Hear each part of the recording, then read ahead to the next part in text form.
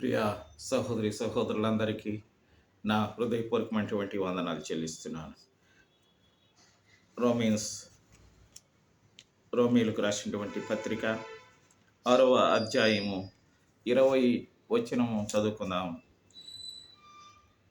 The Bible, Roman chapter 6th chapter from 20th verse.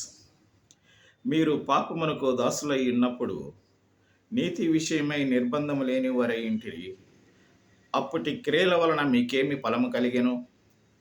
వాటిని గురించి మీరిప్పుడు సిగ్గుపడుచున్నారు కారా? వాటి అంతము మరణమే.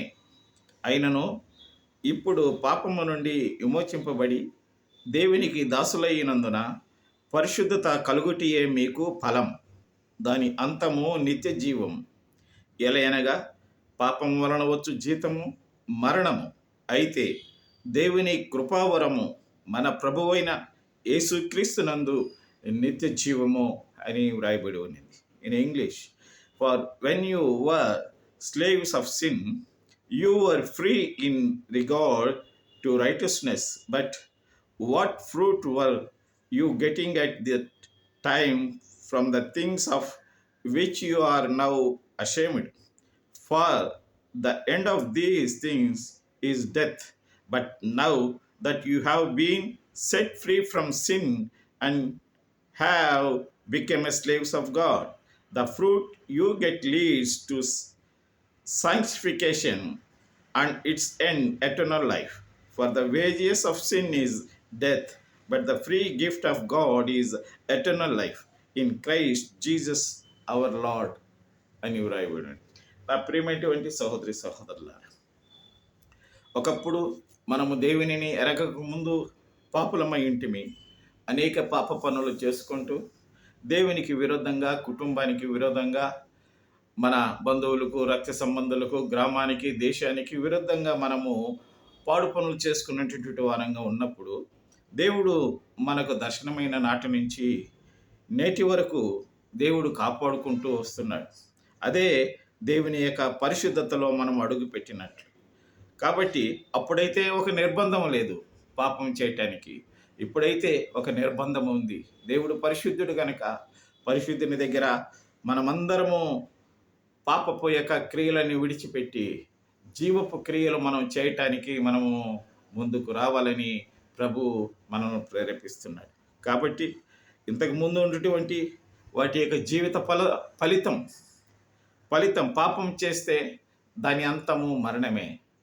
ఒకవేళ పరిశుద్ధత కలిగి మారు మనసు పొందితే దాని అంతము నిత్య జీవమే అని వ్రాయబడి ఉంది. అది దేవుని వలన వచ్చిన కృపావరమే, మన గొప్పతనమేం కాదు అది.